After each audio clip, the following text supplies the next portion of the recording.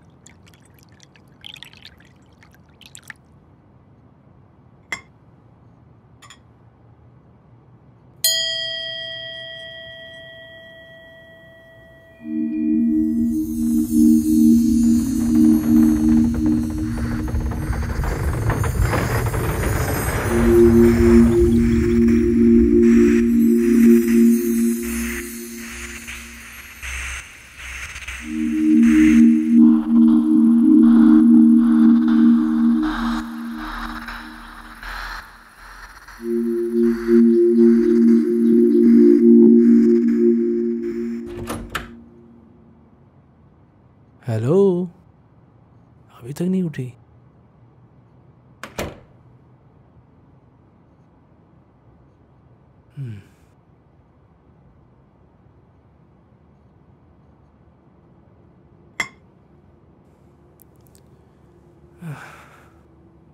Hello Appu. सोने दे no ना। No no no, wake up wake up. सुनो, मुझे जाना है।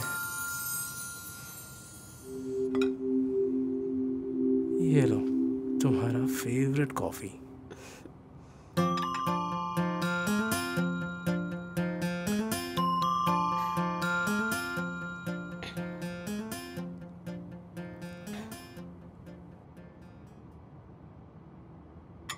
ये तुम्हारे हाथ में क्या है?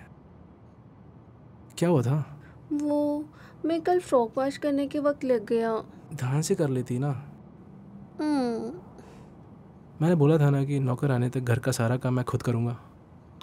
तू मेरी सुनती ही नहीं है। हेलो सर, अगर मैं ऐसे कुछ भी नहीं किया तो पेट जैसे चढ़ आ जाएगी।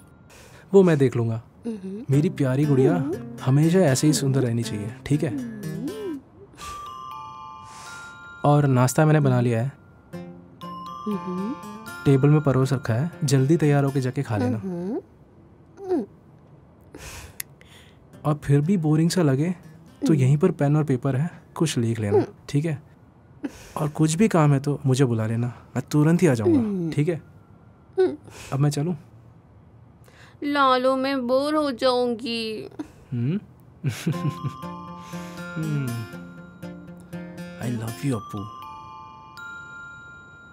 लालू, लालू बेटा, शुरू मत हो जाओ। वर्क के लिए जाना है ना? जाओ नौटंकी।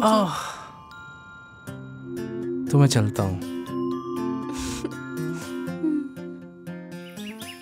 यहाँ आने के बाद पापा ने मुझे अभी तक कॉल नहीं किया। हो सके तो तू कॉल कर लेना, ठीक है?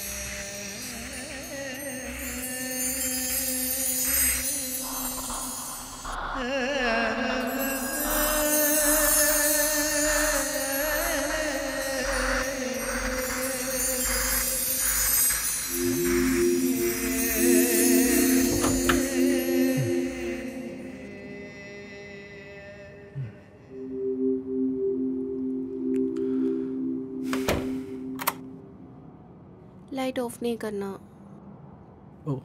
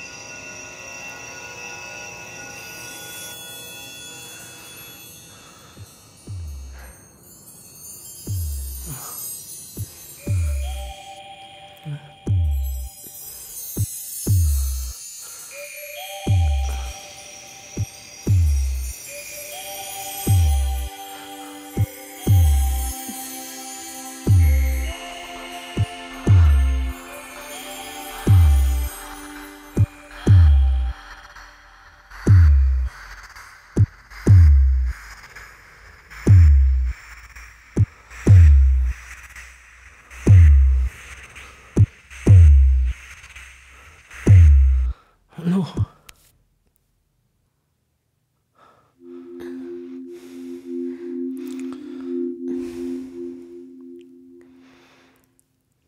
लालू,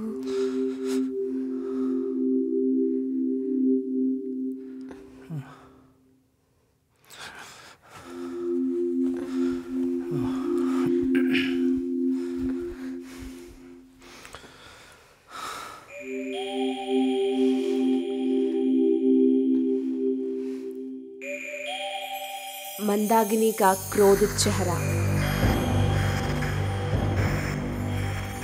हे शिगंडी, अगर कमर में मजबूती नहीं है तो कामना रोककर समाप्त करना चाहिए। मेरे गर्मी में लिपट कर सोने के लिए मैं तेरे जन्म देने वाली माँ नहीं है। राज्यसभा, राजा, मंत्री, पुरोहित, सेना नायक और बलवान अपने आसनों पर विराजमान है। मंत्री ने राजा के कान में इस प्रकार मंत्रण किया। राजा, आज शिकायत दर्ज करने आए हैं एक देवदासी। उनकी शिकायत भी अजीबोगरीब है।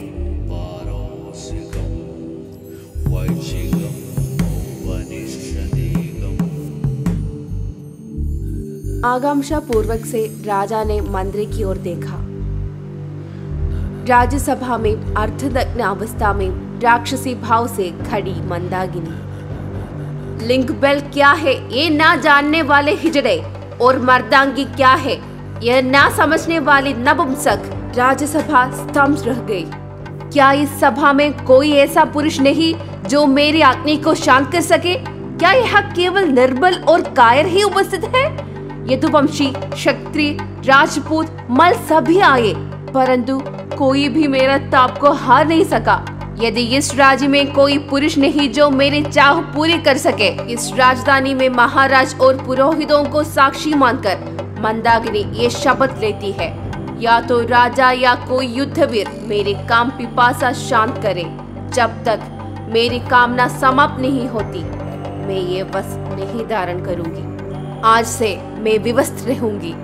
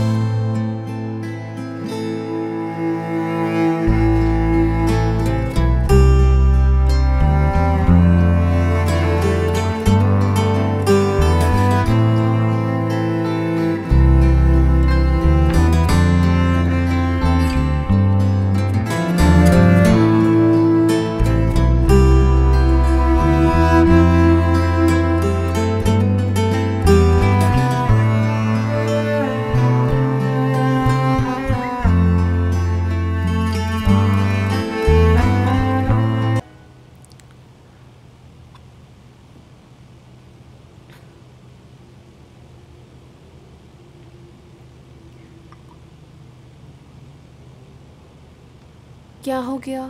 चेहरा उदास दिख रहा है। कुछ प्रॉब्लम है क्या? कुछ नहीं अपू, बस मम्मी पापा और बहनों की याद आई।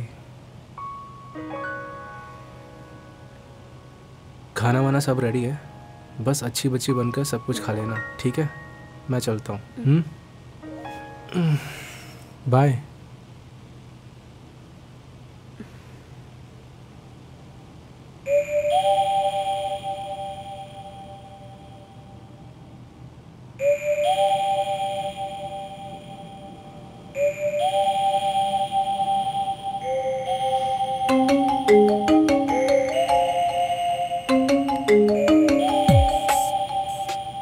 Hello. Hello Appu, no calls message की रिप्लाई नहीं है। तू किधर है? हनीमून अभी तक चल रही है क्या? हेलो, तेरे साथ बात कर रहे हैं, कुछ तो बोल। क्या क्यों में रखना पड़ेगा? सुन, मैं अभी बात करने के मूड में नहीं है, बाद में कॉल करना। ओह, समझ में आ गया, तेरे साथ हस्बैंड है ना।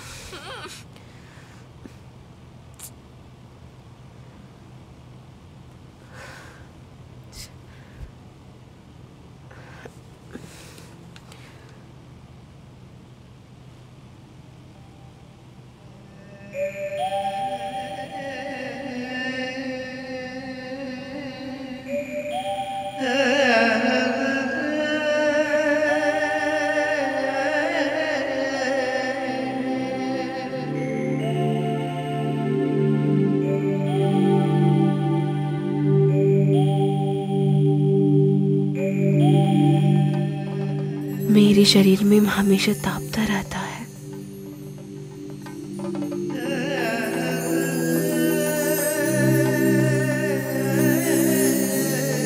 जैसे दोपहर की चलती मरुभूमि में पकड़ती कोई हिरणी, हर पल थकान की पेटियों में हटकी चिखुआ जैसे स्वाद को भूल चुकी हो, और आंखों में सपने फैली दुनिया जैसे रंगीन कोई स्वप्न।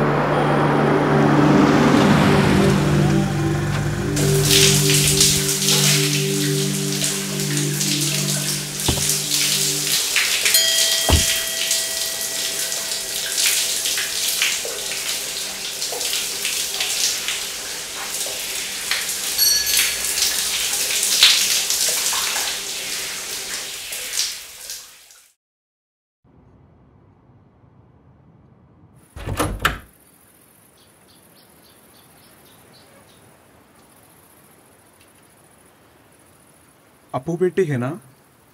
मैं माधवन, लालू के दूर के मामा है। सॉरी, हवा की वजह से गंडी अपने आप बच जाती है। मैं ये सोचकर इधर बैठी हुई थी। ओहो, ये घर तो अच्छा है। लालू ने खरीदा क्या? नहीं, ऑनर इधर नहीं है। लालू के फ्रेंड ने सब कुछ अरेंज कर लिया था। अच्छा अच्छा। मामा जी, आप अंदर आ जाइए, अंदर बैठिए। हाँ।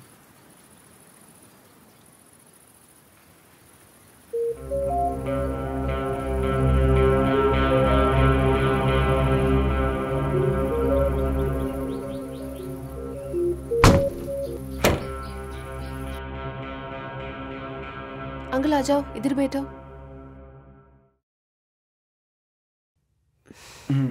आप क्या लोगी, चाय और कॉफी? कुछ नहीं बेटी, मुझे एक ग्लास ठंडा पानी चाहिए।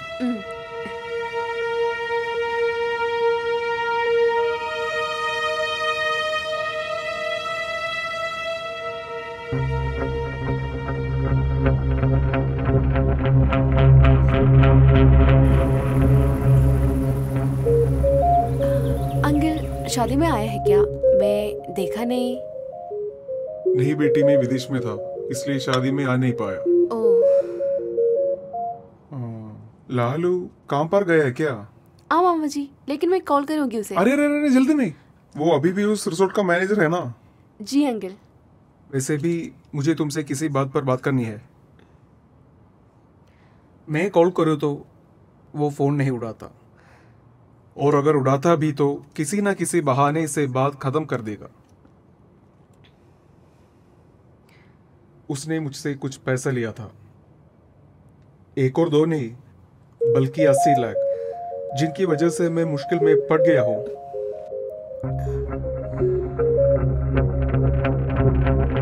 मुझे पता है वो निर्दोष है। वो पहले आईटी फील्ड में था ना।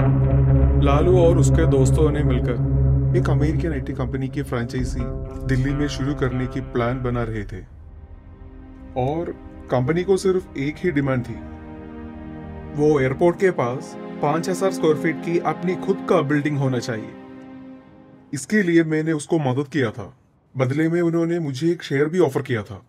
ये तीनों ने मिलकर अपने कंपनी के शेयर साथ में मौजूद 14 आदमी को दिया, लेकिन वही धोखेबाज निकला। वो पैसा लेकर भाग गया और ये लोग बेबस रह गए।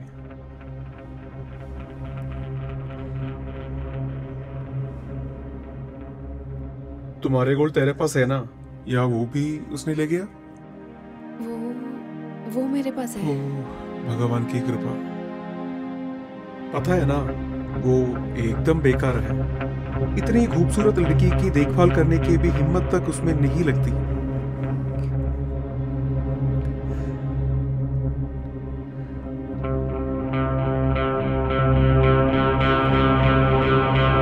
सच कहूं तो मैं यहाँ उसे खत्म करने के लिए आया था, लेकिन बेटी जैसे मासूम बच्चे के सामने ऐसे करना ठीक नहीं लगा। अंकल प्लीज कुछ मत कीजिए, मुझे नहीं पता ये सब कुछ। मेरे पास 50 पाव सोना है, मैं वो दे दूंगी। बेटी, वो देने पर भी सिर्फ 25-30 लाख ही होगा। बैलेंस का क्या?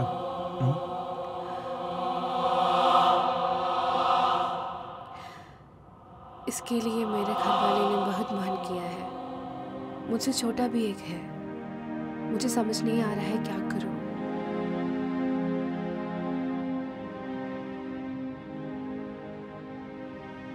इस बेवकूफ के लिए तुम्हारे गहने खर्च किया तो कल जब तुझे जरूरत पड़ेगी तब क्या करेगी? फिलहाल तुम कोई कदम नहीं उठाओ। बेटी की किस्मत देखो, इस बदमाश के हाथ में तो तू लग गई। कोई बात नहीं, मैं उससे पैसा लूंगा। तू उसे एक बार फोन करके कह दो मादर अंकल आ गया है।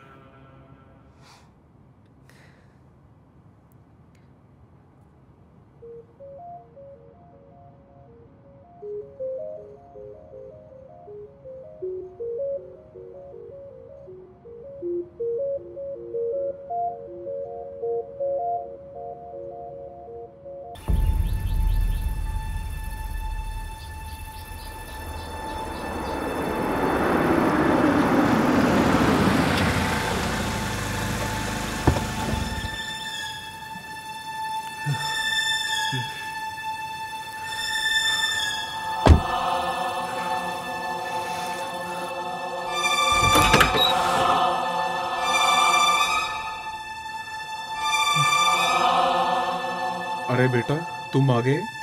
वो दरवाजा बंद कर दो। वो दरवाजा बंद कर दो। वो दरवाजा बंद करो साले कमीने।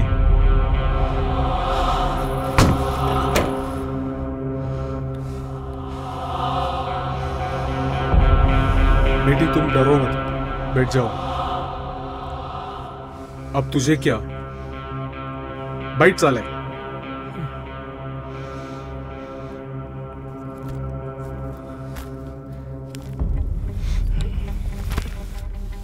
उधर नहीं, नीचे।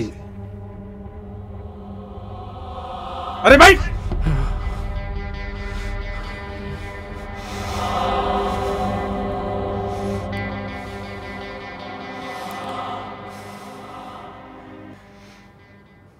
ए, सब ठीक है? तेरे पास क्या जुबान नहीं है?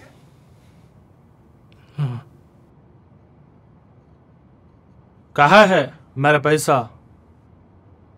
जी मुझे थोड़ी और वक्त की ज़रूरत है। मेरा फ़ोन क्यों नहीं उड़ाता? माधव जी, वो मेरा, आप मुझसे माफ़ कीजिए।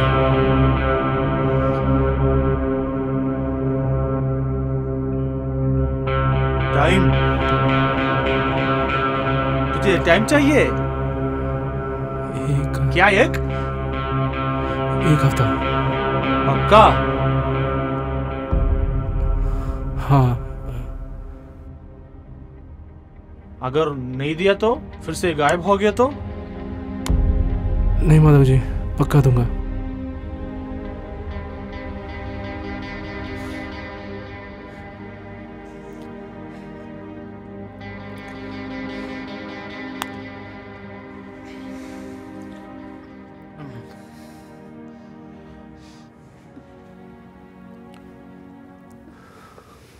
बेटी तू इधर आओ, मेरे पीछे। मुझे कुछ बात करनी है।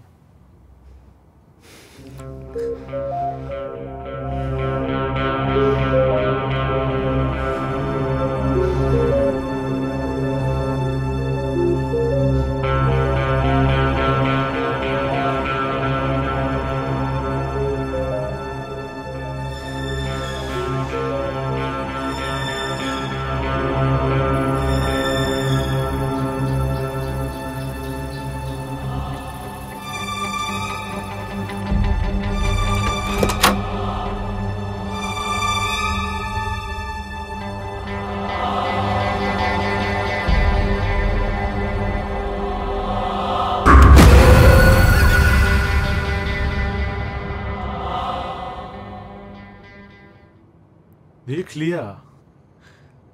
तू सोच, क्या इस आदमी के साथ जिंदगी जीना है?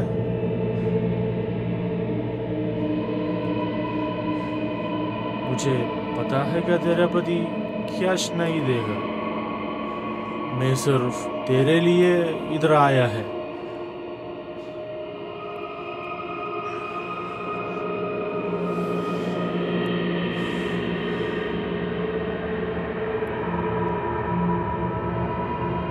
तुझे प्यार से कभी किस किया?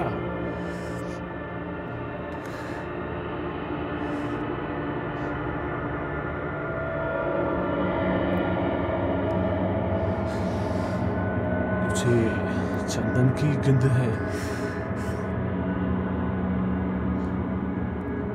इस घर चुकाने के लिए एक आइडिया बोलूं?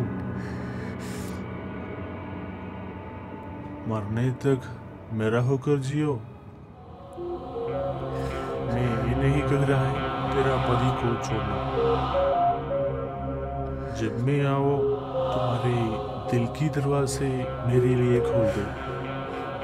अगर ऐसा है तो मैं उसका कर्ज भी भूल जाऊंगा, तो रानी की तरह जीने की मौका भी दूंगा। मेरा वादा है। अगर ऐसा नहीं है, एक हफ्ते के अंदर मुझे मेरा पैसा चाहिए। जैसे तुम्हारे उपस्त्री बनकर मुझे रानी की तरह जीना नहीं। हम तुम्हारे पैसे लौटा दूंगी। यहाँ से निकल जाओ, वरना मेरा हाथ बोलेगा।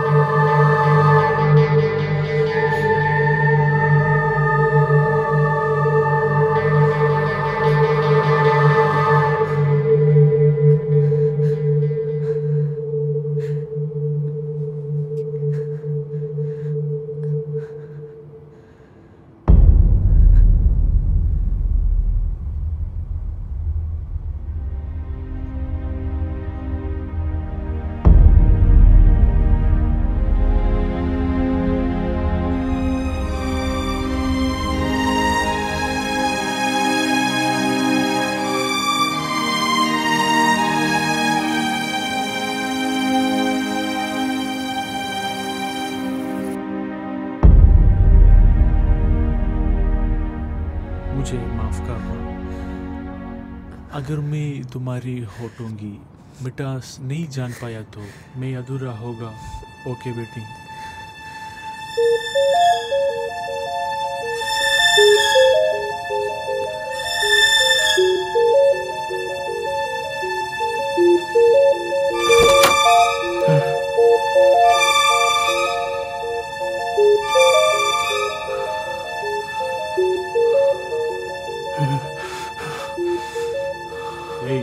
मैं कॉल करूँगा, उठा लेना। कुछ बात करनी है। हो सकता है कि मैं खुद तुम्हें इसे बाहर निकालने का कोई रास्ता बना दूँ। समझ में आया? जी।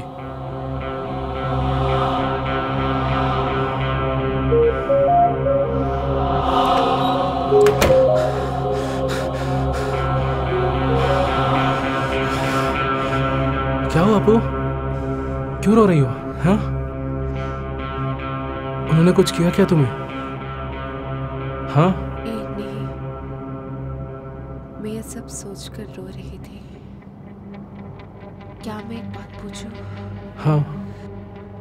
क्या एक हफ्ते के अंदर पैसा दे सकते हो? अपू, एक हफ्ते में कैसे कर पाऊंगा?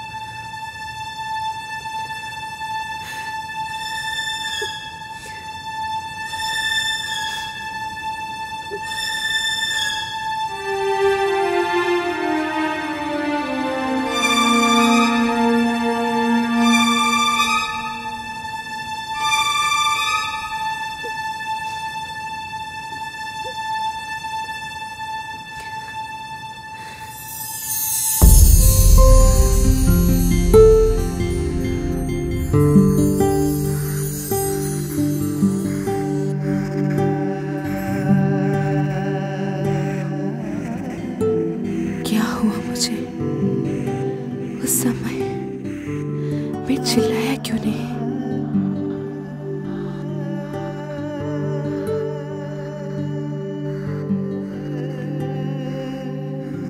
वो आदमी मेरे शरीर की कीमत ले गया, मेरे मन को, मेरे शरीर को, मेरे सपनों को।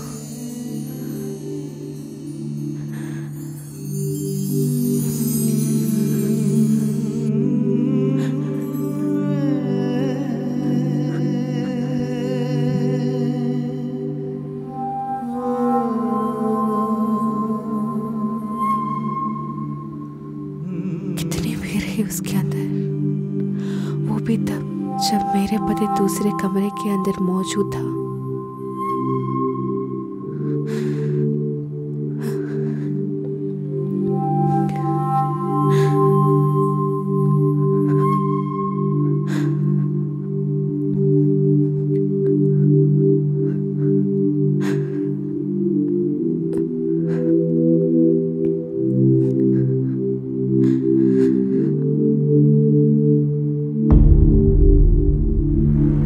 अत्यधिक व्याकुल में बेटे राजाओं दरबारियों के सामने सेना पालक कृपालक उठकर इस प्रकार बोला,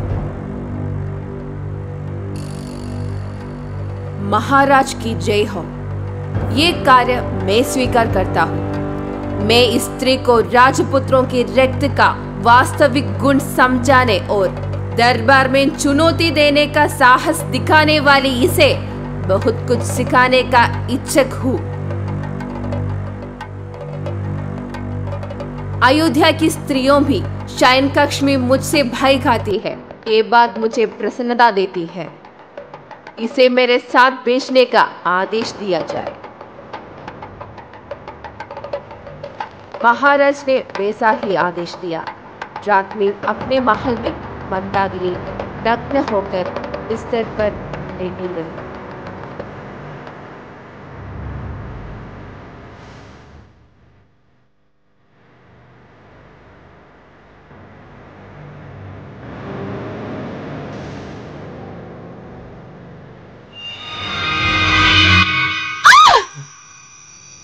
हुआ अपू? हाँ, क्या कोई सपना देखा? कुछ भी नहीं।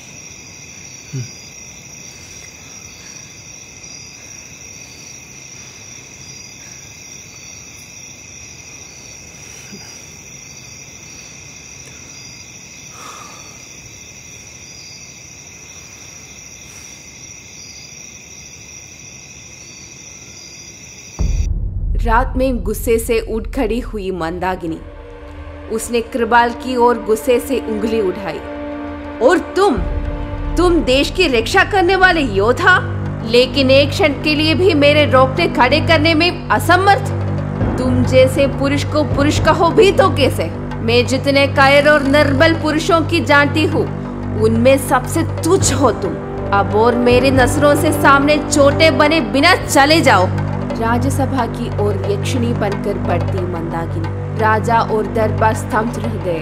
मंत्री ने राजा के कानों में धीरे से कहा, महाराज, ये कोई साधारण बात नहीं है। पराजित हुआ व्यक्ति हमारे राज्य की सेनापति है। यदि ये खबर गुप्तचरों के माध्यम से शत्रु राज्य तक पहुंच गए तो हमारे लिए भयानक विनाश निश्चित है।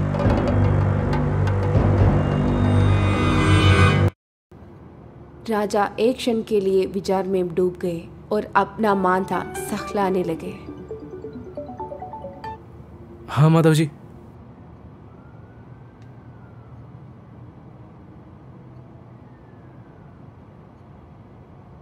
जी हाँ। अपू, अपू, अपू, अपू, कहाँ गई है? हाँ अपू, माधव जी का कॉल आया था। वो कह रहे थे कि हमारे कर्ज चुकाने का कोई तरीका उन्होंने ढूंढा है और तुम्हें बताया है। वो क्या तरीका है अपू? और फिर वो कह रहे थे कि यहाँ रुकने वाले हैं कुछ दिन। यहाँ? हाँ, तुम ही तो कहती हो कि हमेशा तुम्हें यहाँ पर बोरिंग सा लगता है। अब कोई आ रहा है तो ओह, संडे होकर भी चैन नहीं देते ये रिजॉर्ट वाले। रुक, मैं बात करके आता हूँ। हेलो, हाँ जी बोलिए। ठीक है ठीक है। गुस्से से फट पड़ने वाली मंदाकिनी, ये व्यक्ति सेनापति कहलाने योग्य है? क्या यही राजपुत्रों का रक्त है? आधे घंटे तक भी ये मुझे प्राप्त करने में असमर्थ रहा। क्या राज्यसभा की प्रतिष्ठा बचाने के लिए कोई और योग्य पुरुष नहीं है? यदि ऐसा है तो फिर स्वयं महाराज ही अपनी वीरता का परिचय दे। आपको भी मेरा अंतपुरम में स्वागत है। राजा एक क्षण के लिए स्तब्ध रह गए।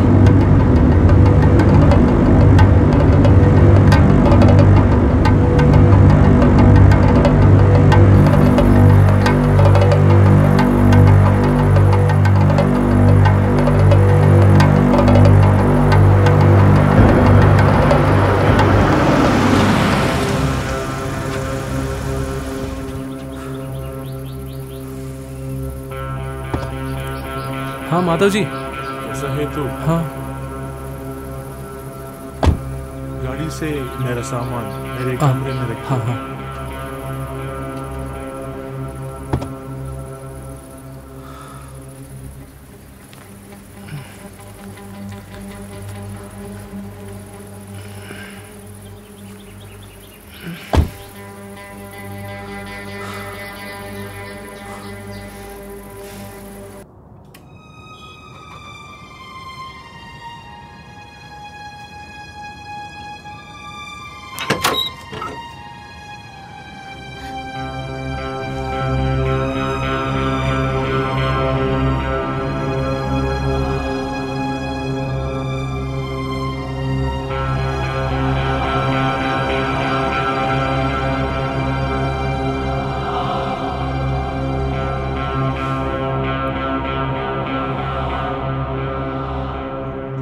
नहीं है, पूरी तरह से चुपकी हो तुम।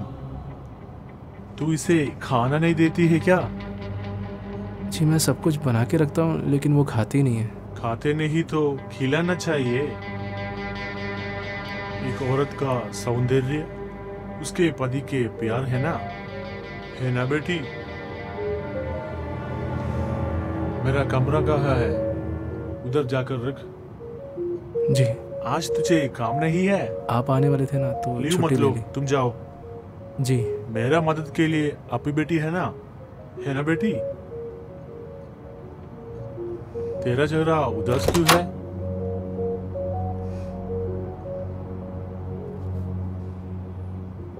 अच्छा हुआ कि आज का दिन बेकार नहीं जा रहा। और तुम माधव जी से थोड़ा प्यार से पेश आना। गुस्से वाले हैं लेकिन मन के बहुत अच्छे हैं। इतना कुछ होने के बाद भी हमारी मदद कर रहे हैं ना वो। समझ रहे हो ना क्या मैं बोल रहा हूँ? तो आपको मैं निकलता हूँ, ठीक है?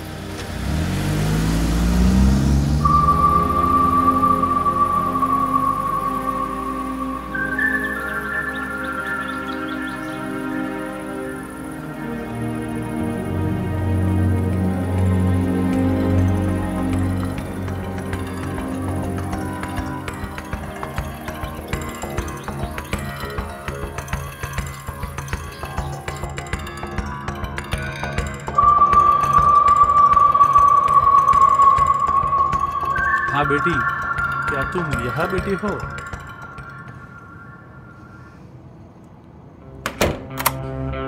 बैठो बैठो।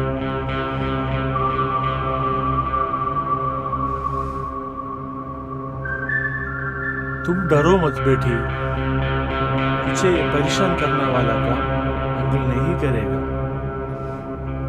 बस कहानियां सुनाकर खुश करेगा तुझे। तुम बैठ जाओ, बैठ जा, बैठ जा।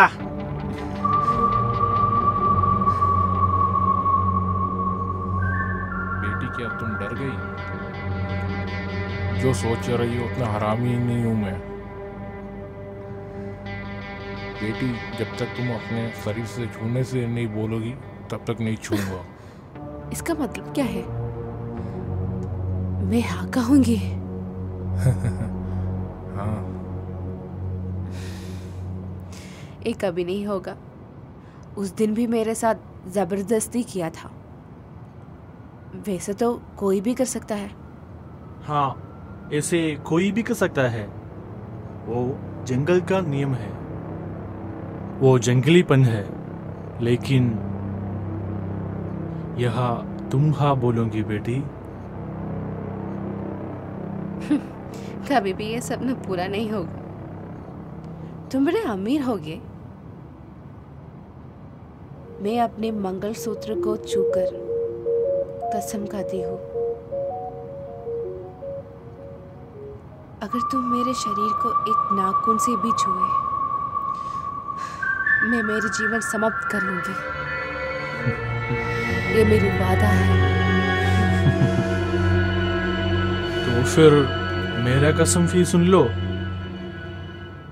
तू मेरी होगी, तुम्हारी जुबान से मेरा तारीफ करेगा। तुम्हें मुझ पल के बारे में सोचकर बार बार खुशी होगी। तो देख लेना, हम एक शरीर और एक आत्मा बन जाओगे। उसके लिए आज की पीढ़ी के अनजाने कामरस का संगम है, वो मैं तुम्हें बता दूंगा।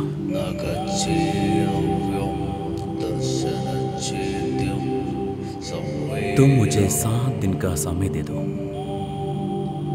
7 दिनों के अंदर तुम्हारी कसम ने तोड़ दिया तो तुम सिर्फ मेरी होगी। ऐसा नहीं हुआ तो मैं फिर कभी तुम्हारे सामने नहीं आऊंगा। मुझे मेरे पैसे भी नहीं चाहिए। तुम सोचो।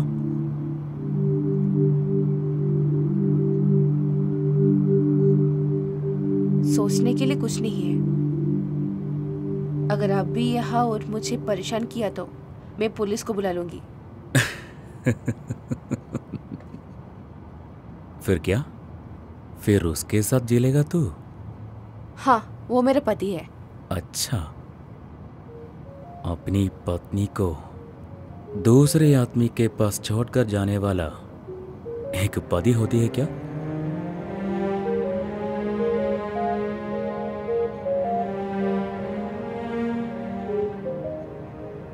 तुम कुछ भी मत करो, जो कहानी में तुम्हारे लिए सुनाती हो, मुझे सिर्फ 7 दिन की समीट चाहिए। फिर भी तुम मुझे नफरत करती हो तो उसके बाद मैं तुम्हारे सामने कभी नहीं आऊंगा और तुम्हें और उसका सारी कर्ज से आजाद करूंगा। तुम सोचो।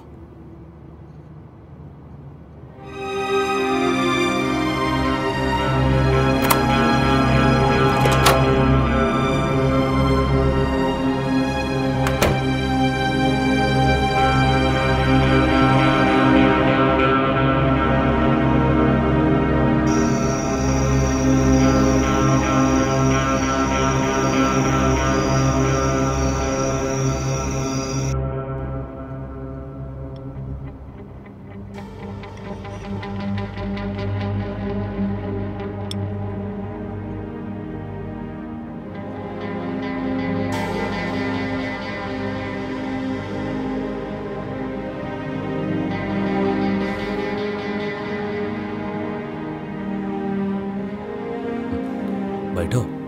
हाँ जी।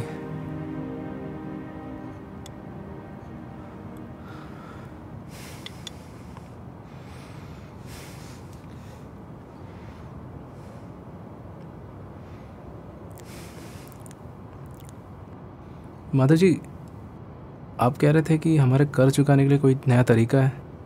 अप्पू से पूछा था लेकिन उसने भी कुछ बताया नहीं।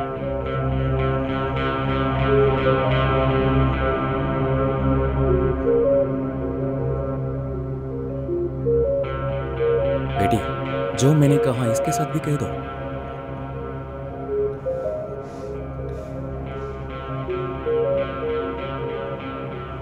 वरना सब कुछ मुझे ही कहना पड़ेगा। क्या हुआ बेटी, नहीं बताऊंगी?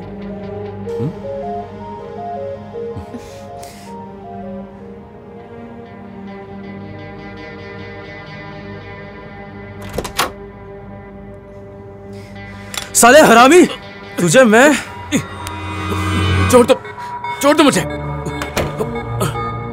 कमीने, घर के औरतों को क्या बोलता है तू? यहाँ पुलिस है, कोर्ट है, तुझे अंदर कर दूंगा मैं। तुम कुछ नहीं करेगा। क्या तुम लॉकअप में पड़े रहना चाहते हो? तुम्हारे सामने मैं और यहाँ की पुलिस तेरा पत्नी को बार बार इस्तेमाल करूंगा, देखना है? संभाल कर व्यवहार करना, तुम दोनों के लिए वही अच्छा है। सुन लिया? और मैं जो कहानियां सुनने वाले हो उसे सुनने के लिए मुझे सिर्फ 7 दिन चाहिए तेरा पत्नी का। उस 7 दिन में कभी भी मैं उसकी शरीर को छूऊंगा नहीं। उस 7 दिनों के अंदर अगर उसे मुझसे प्यार नहीं हुआ तो मुझे वो 80 लाख नहीं चाहिए। हाँ? क्या तू सोच के बता।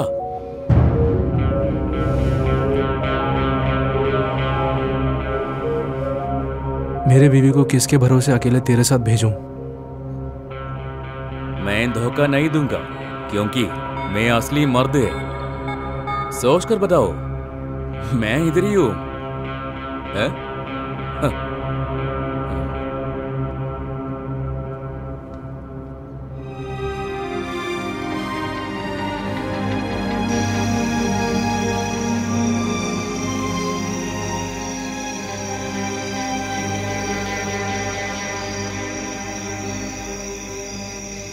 सोचा क्या तुमने? मुझे लगता है कि वो सटिया गया है। उसके पागलपन तो हमारे लिए फ़ायदेमंद ही है। बस उसके पागलपन सुनने के लिए कोई लोग और कुछ भी गलत करेगा नहीं, इसका उसने वादा किया है मुझसे। और उसका पागलपंती तुम पे असर नहीं करेगा, ये मुझे मालूम है। रोज़ सिर्फ 2 घंटे जो भी वो बोलेगा बस सुनते रहना। बदले में हम दोनों हमारे सारे कर्ज़ों से बाहर निकल जाएंगे। फिर हम खुशी खुशी जी पाएंगे। प्लीज़ अपू, मान जाओ ना। अगर पति अपनी रिस्पॉन्सिबिलिटीज नहीं लेती तो ये सब कुछ करना पड़ेगा।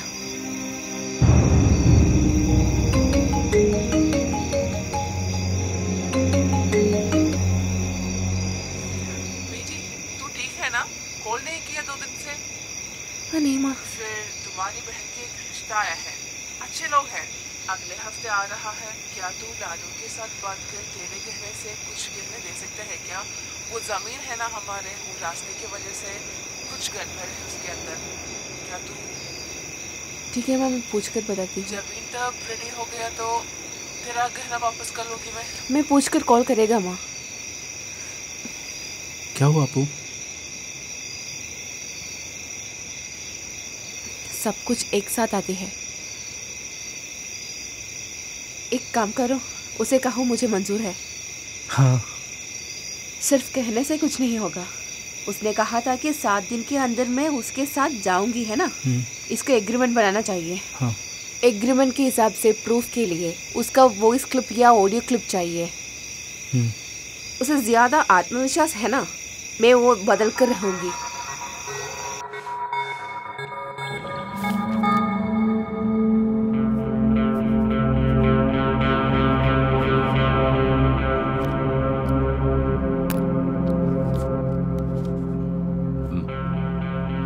ऐसा एग्रीमेंट बहुत कम है ना? हाँ बेटी।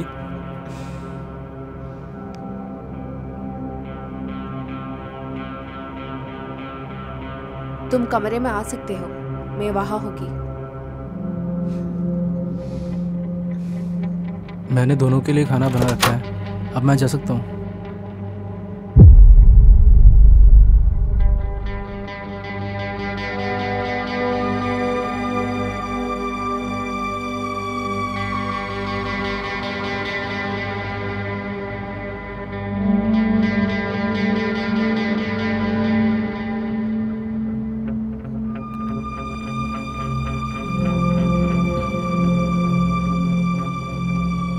तुम्हें पीने के लिए कुछ चाहिए क्या? अगर तुमको कुछ कहना है तो कहो। कहानी सुनकर अगर मैं सो गया तो मुझे जगाना नहीं।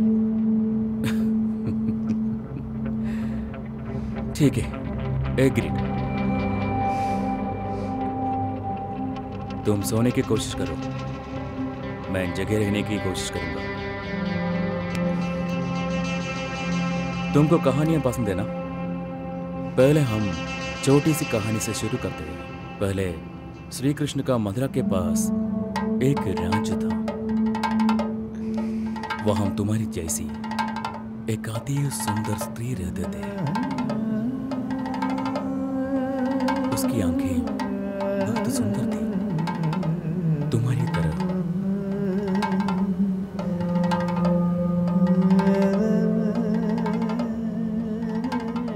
दांत सफेद कली की जैसे। उसकी शरीर सुंदर और आकर्षण थी। बिखरे हुए बाल घुटने तक थी। कमर में लटकती हुई सोने की मोतियों वाली कलखनी। उसकी नाभि के चारों ओर उठा हुआ छोटे छोटे बाल। लेकिन इतनी सुंदर होने के बावजूद भी वो दुखी थी। हर रात वो अपने लिए सही साथियों का तलाश में थी, उनके साथ रात बिताती, लेकिन किसी से भी वो संतुष्ट नहीं होती। उसकी नाम मंदाकिनी थी। ए मंदाकिनी, और तुम्हारे भावनाओं के जगाने वाला आनंद का केंद्र कौन सा है? हर लड़की के लिए वो अलग होता है। उसे कौन ढूंढता है वो है उसकी साथी, उसकी असली साथी।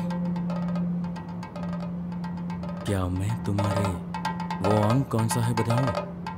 वो है नीचे वाली होठों का हिस्सा, होठों वाली चुम्बन।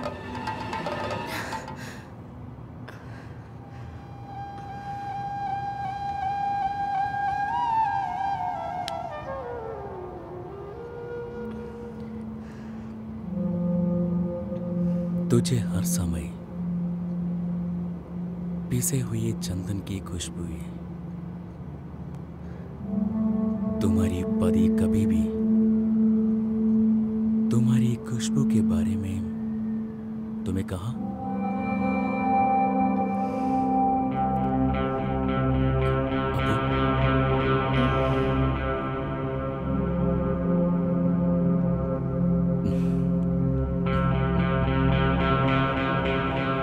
अपू तुम बहुत सुंदर हो।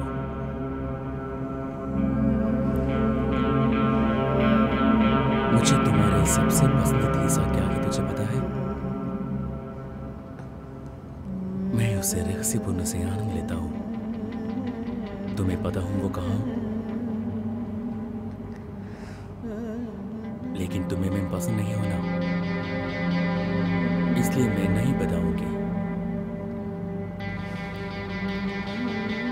इस दुनिया में तुझे मैं बहुत प्यार करती हूँ, आराधन करती हूँ। वो सिर्फ तुम्हारी शरीर को नहीं, तुम्हारे दिल को भी।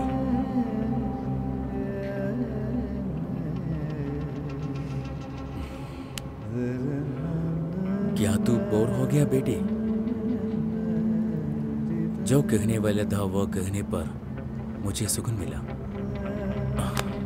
आज के लिए इतना काफी है। क्या मैं तुझे एक बात पूछूं बेटी? आज दोपहर का खाना खाने के बाद उस खाने से मुझे भी थोड़ा मिलेगा? दिक्कत नहीं है तो? मैं जाता हूं, थोड़ा समय आराम करूंगा। तुम भी आराम करो, ठीक है?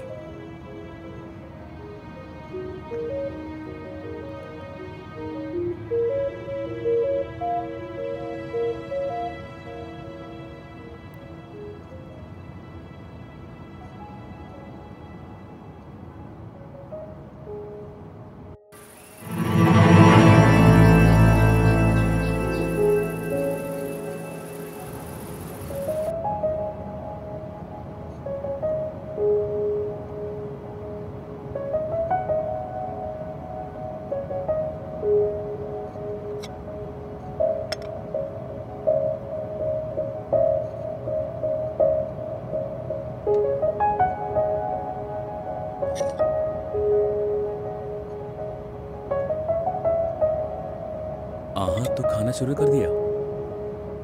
मैं भी साथ खा लूंगा।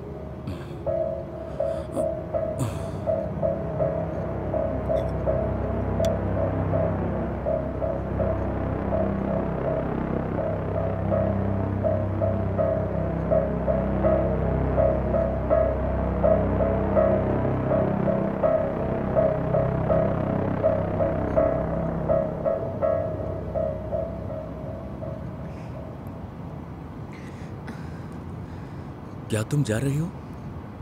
मैंने जो पूछा था वो नहीं मिला। मेरा बचा हुआ खाना खाने के लिए तू मेरा पति नहीं है।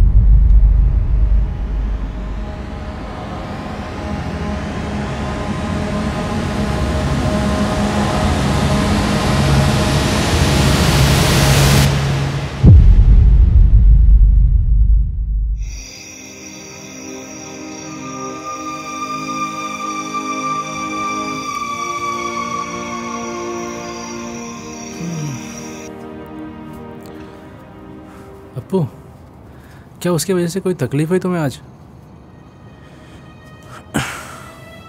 तो ये आदमी तुम्हारे साथ पूरे दिन कह क्या रहा है? मुझे पता नहीं, मैंने ध्यान नहीं दिया। चलो कोई बात नहीं, 6 और दिन सहना पड़ेगा इसे।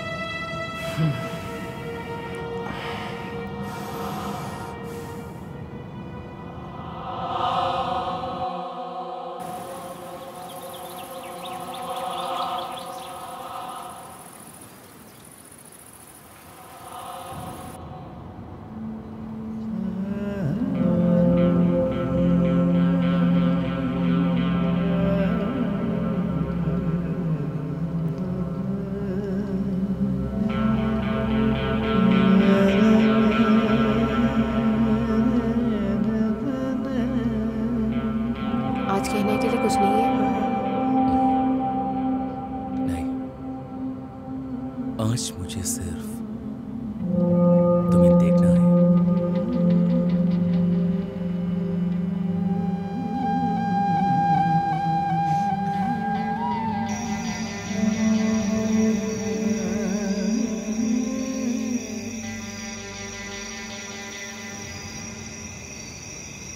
लालू, क्या तुम मुझे पसंद करते हो?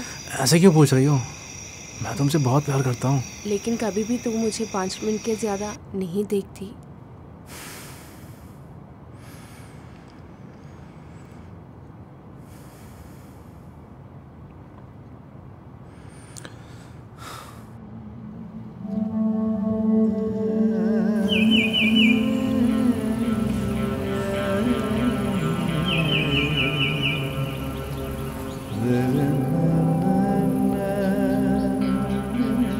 बेटी,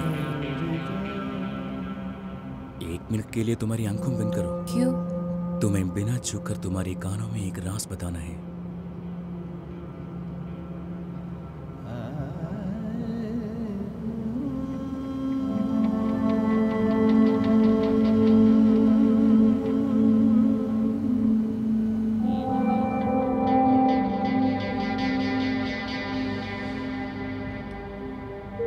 अपू बेटी, तुम मेरे सब कुछ है, मेरी आत्मा है, मेरी जिंदगी है।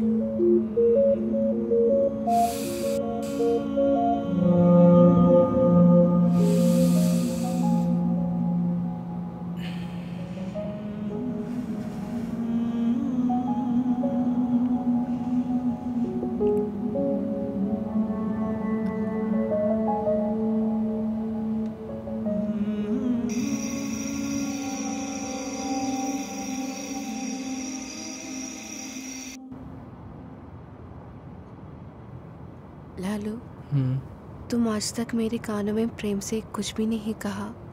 वाह, इन कर्जों के बीच में फंसे हुए मुझे ये सब के लिए कहाँ वक्त।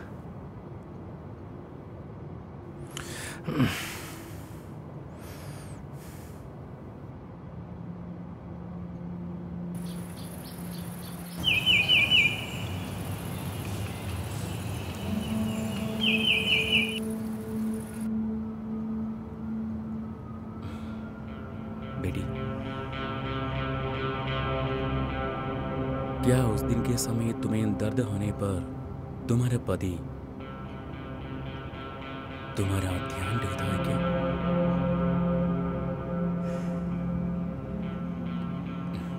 नहीं है ना?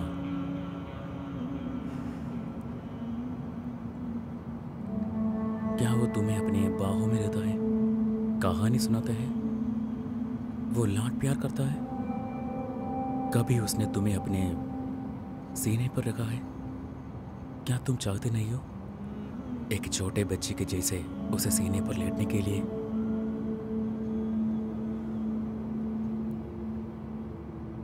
सिर्फ 3 दिन बाकी है, उसके बाद मैं भी चल जाऊंगा। फिर तुम और तुम्हारे अकेलापन का दिन लौट आऊंगा, है ना?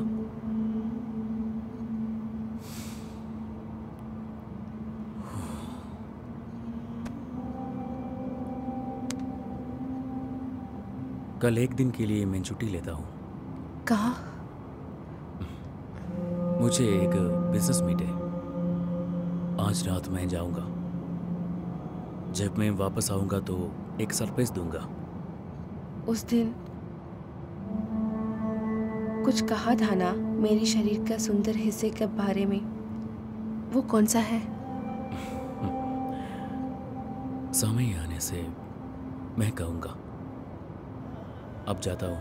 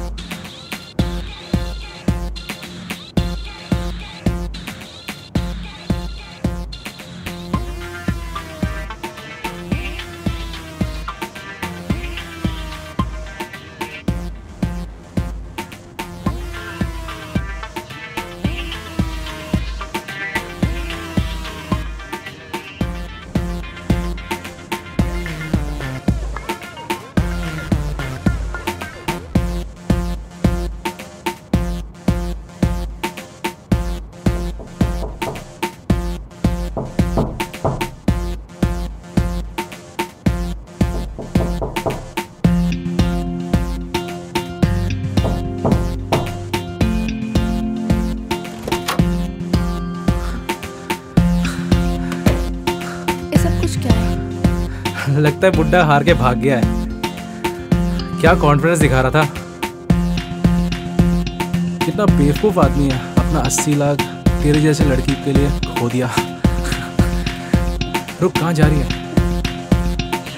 कल के टेंशन के ऊपर मैं कुछ नहीं कर पाया, लेकिन आज का मौका मैं गंवाना नहीं चाहता।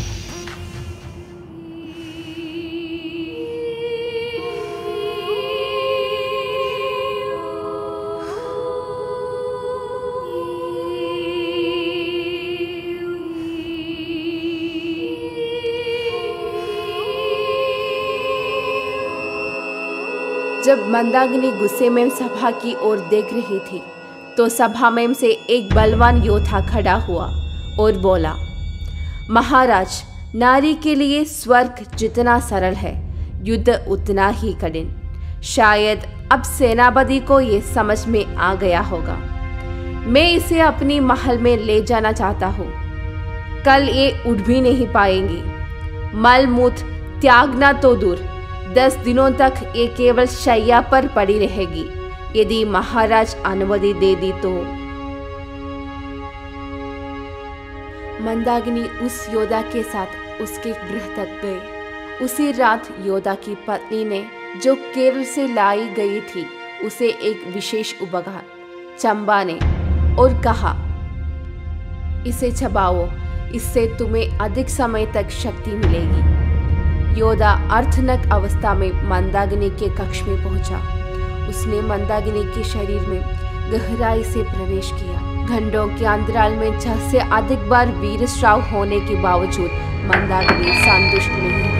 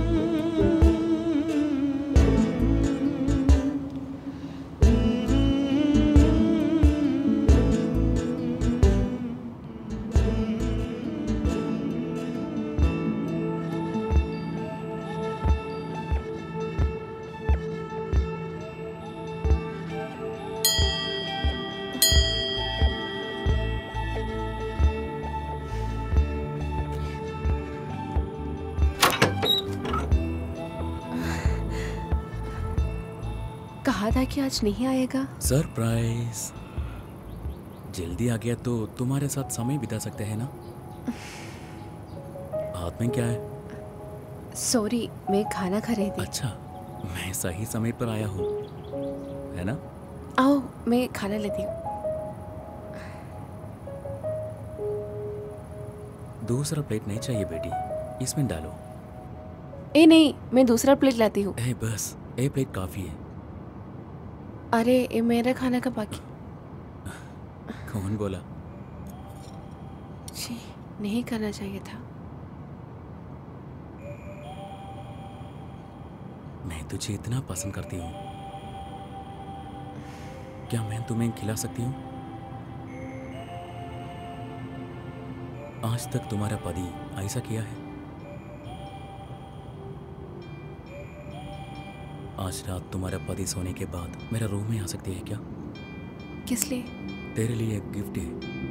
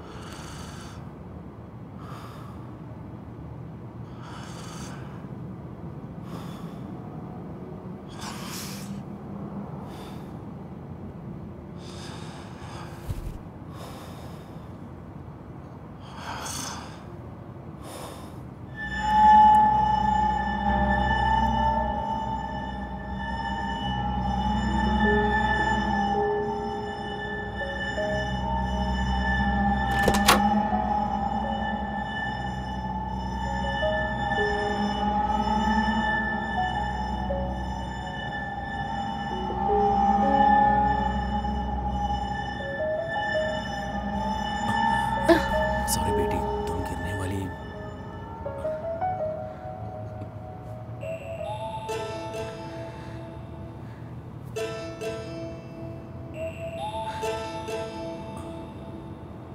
क्या मैं तुम्हारा गर्दन में छू सकता है?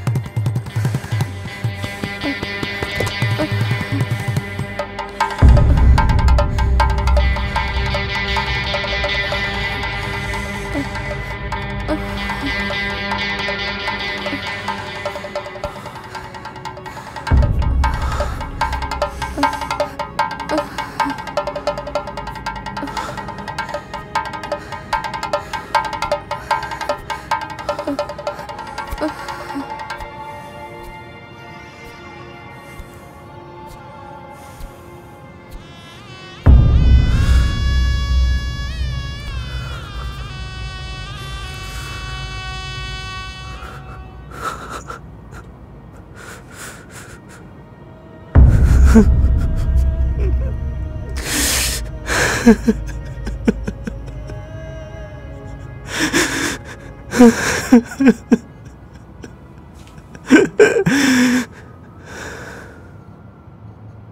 में मंदाकिनी थके पड़े योद्धा को क्रोध में चीख उठी।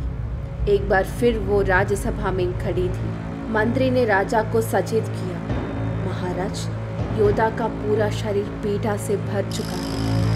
वो अपने लिए दिया वादा निभाने में असफल रहा। वो इस वार्ता को एक दूत के माध्यम से संकेत देकर भेज दिया है। मेरी कामना अब तक शाम नहीं हुई है। अगर ऐसे चलता रहा तो मुझे पागलपन जाना होगा। कृपया कोई मुझे एक बार बचा लो। राज्यसभा चुपचाप मिलकर वार्तालाप कर रहे थे। मुनियों के समूह में से एक काले रंग का नीच कद वाला ब्राह्मण उठ खड़ा हुआ और इस प्रकार बोला, राजा, एक बार मुझे एक मौका दीजिए। राजा और उनके परिवार समेत सभी हैरान होकर ब्राह्मण की ओर देखते थे। इस सभी को ज्ञान था कि क्षत्रिय जिनके पास घोड़े के लिंग की शक्तिशालिता होती है, वही ब्राह्मण छोटे लिंग की होती है, और वीर पुरुषों द्वारा पराजित किए जाने के पश्चात ब्राह्मण क्या कर पाएगी, ये सभी में संकेत था। अंत में राजा ने सहमति जताने का निर्णय लिया।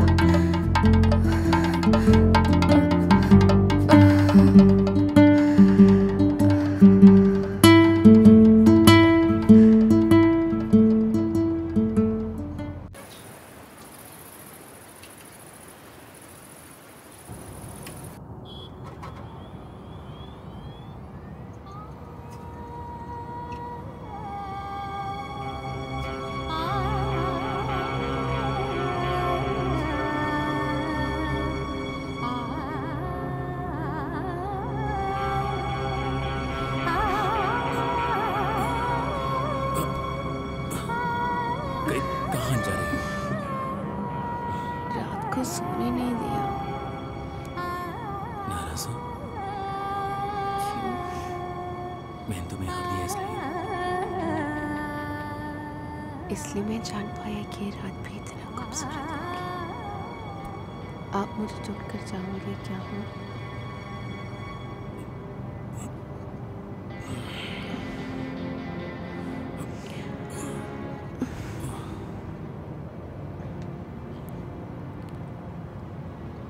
मुझे पता है कि तुम मुझे बर्बाद करके किसी और को देगी। हमेशा औरत के शरीर की कीमत होगी, लेकिन मुझे नहीं पता बिना जाने मैं तुम्हें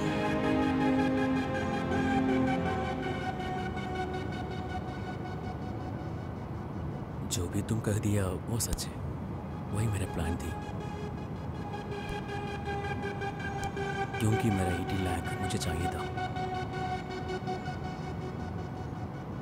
मुझे पता है तुम्हारी पति से कुछ नहीं होगा, लेकिन तुम्हारे लिए वो पैसे मैं भूल चुकी हूँ।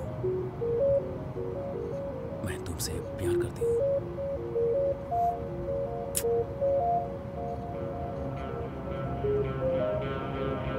वो उठ चुका होगा, है ना? होगा। डर है क्या? किस लिए? ए लालू, ए लालू, इधर आ। एक कमीने, सुनाई नहीं दिए क्या?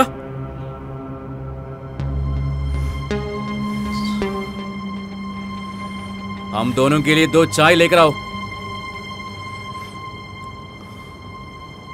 नहीं जी, मैं लेकर आती हूँ। तुम लेट जाओ, जाकर लाओ तुम।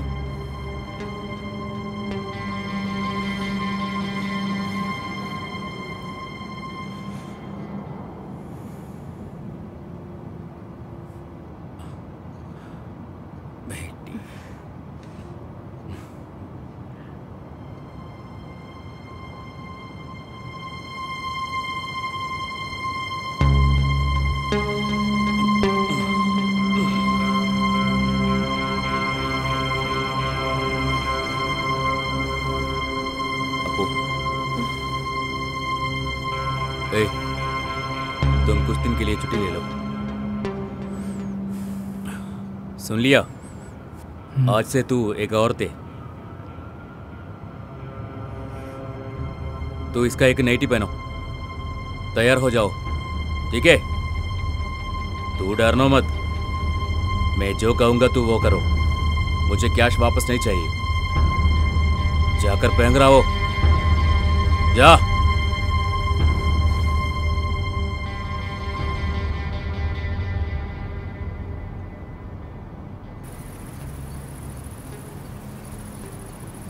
सर्व करो।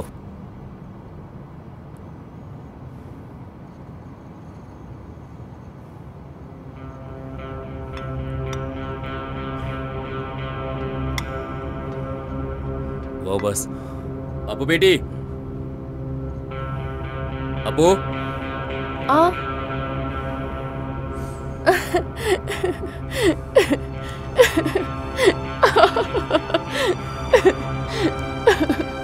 अबू इधर बैठ। सर्व करो यार, सर्व करो।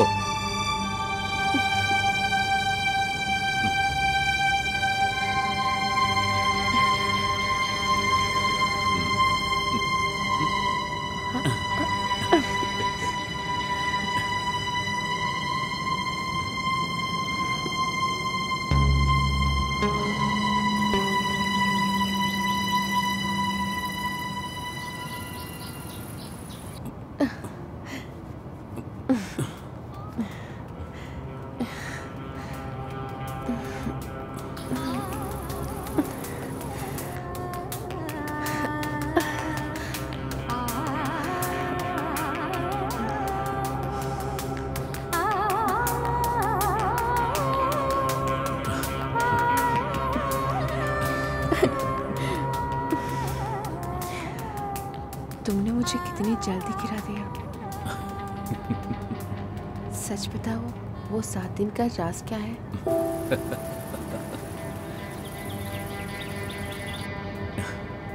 कांडम 1, वर्ण कांडम। मैंने सिर्फ वर्णन से तुम्हें बिना पता चले तुम्हारे शरीर को उत्तेजित कर दिया। मैंने तुम्हारे खाने की अवशिष्ट को भी अमृत माना। यह सब उसके शरीर को आनंद देगा। औरत का दुनिया छोटी होती है, उसी तरह उसका दिल भी।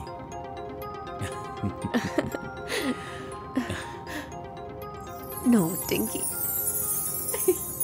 पाठ 2, दर्शन कांड।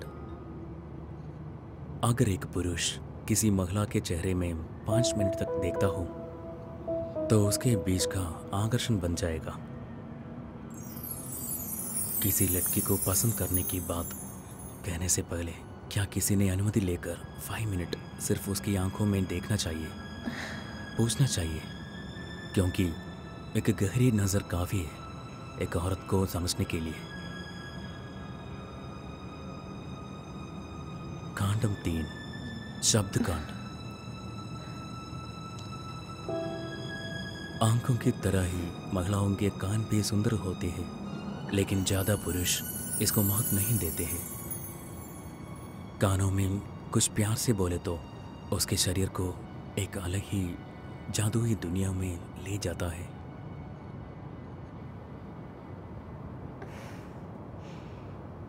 कांडम 4, देखभाल और सुरक्षा देना।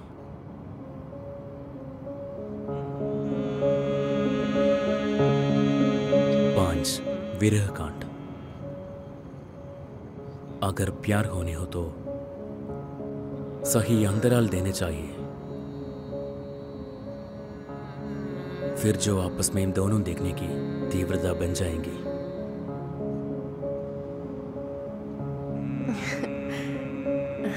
चाहिए और सच सीक्रेट है, वो मैं तुम्हें किसी और दिन बता दूंगा।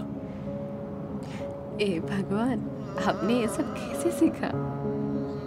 सच कहो, आप भगवान हैं क्या?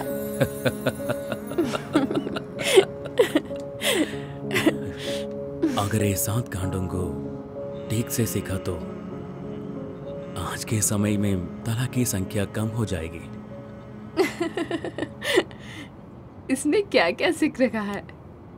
कहाँ से सीखा ये सब? ओह, वो बहुत पहले एक आचार्य थे, चिन्मोहन। उन्होंने कामरस का एक रचना लिखी, वो है चिन्मोहन की कामशास्त्र।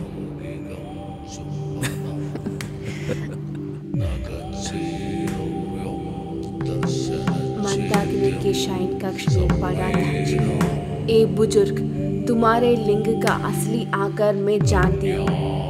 मरने से पहले मेरे साथ सोने की लालसा ही तुम्हें यहाँ खींच लाए है, ये भी मैं जानती हूँ। जो करना है कर लो और चले जाओ। लेकिन चिन्मोहन ने इस पर ध्यान तक नहीं दिया। उसने मंदाकिनी को उठाया और स्नान घर में बैठा दिया, फिर उसके सिर के ऊपर से पानी डालने लगा। चिन्मोहन ने चूर, हल्दी और चंदन मिलाकर मंदाकिनी को स्नान करवाया। जब उसकी जलती हुई लड़की जैसी उंगलियां मंदाकिनी के शरीर पर दौड़ रही थी तो उसके अवर्णनीय परमानंद का अनुभव किया। इसके बाद उसने मंदाकिनी को बिस्तर पर लिटाया और उसके पैर की उंगलियों के सिर से लेकर उसके मस्तक तक को चूमकर ढक दिया।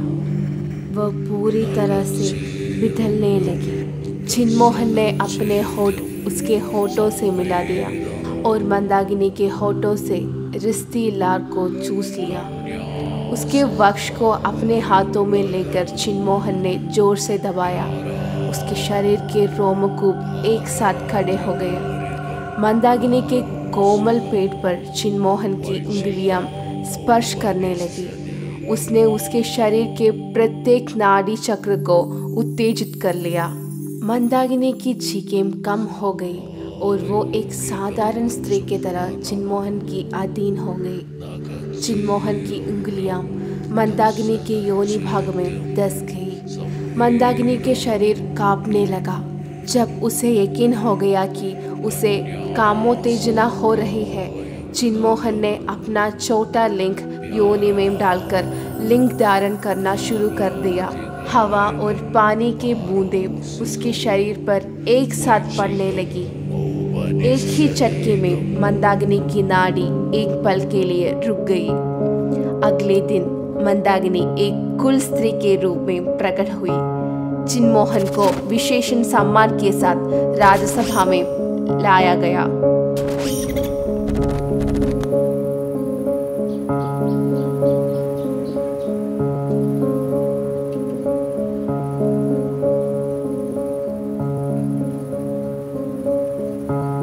कैसा लगा? हो सकता है कि इसके निकलने के बाद बड़े बड़े विवाद हो जाएं।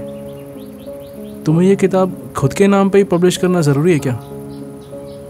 क्या हुआ लालू, तुम्हें डर है क्या? मैं क्या बोलूँ, तुमने 6ठे और 7वें अध्याय लिखा ही नहीं।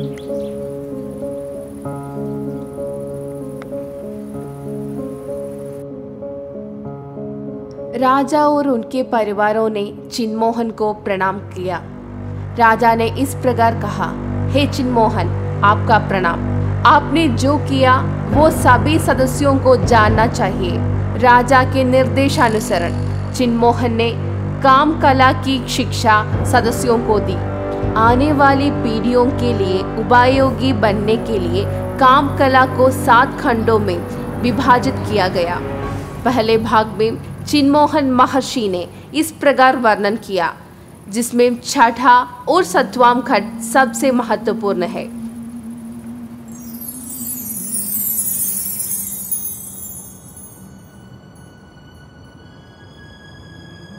छठा खंड वस्त्र खंड है। काम उत्पन्न करने के लिए वस्त्र पहनना चाहिए। जब एक एक करके वस्त्र उतारने जाते हैं तब स्त्री को उत्तेजना मिलती है। उसके अंगों के एक एक करने देखने से पुरुष में भी काम उत्पन्न होते हैं। कुछ छुपाना और कुछ दिखाना पुरुष को उत्तेजित करने के लिए इससे बेहतर कोई वस्तु नहीं है।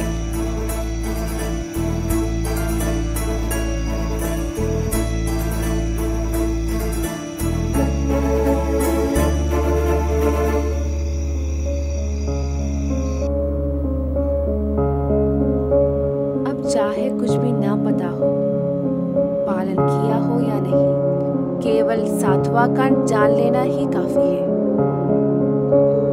चुंबन कांड। लिंग बल या पेशी बल स्त्री के लिए आवश्यक नहीं है। पुरुष की परिपालन और स्नेह दिखाने की क्षमता ही मुख्य है। एक अच्छा चुंबन ही काफी है जिससे एक स्त्री एक पुरुष को जीवन भर याद कर सकती है। चिन्मोहन का कामशास्त्र। चिन्मोहन के कामशास्त्र में चुंबन का विशेष महत्व है। चुंबन के माध्यम से पुरुष और स्त्री के बीच एक गहरा और साथी संबंध बन सकता है। चुंबन में स्नेह, परिपालन और संवेदनशीलता का समावेश होता है जो स्त्री को गहराई से प्रभावित करता है। एक अच्छा चुंबन न केवल शारीरिक बल्कि मानसिक और भावनात्मक स्तर पर भी जुड़ाव पैदा करता है। नई पीढ़ी के जीवन और प्राचीन काल के चिन्मोहन के जीवन को समेटते हुए मैंने अपने ग्रंथ का पहला भाग लिखा है, चिन्मोहन का कामशास्त्र।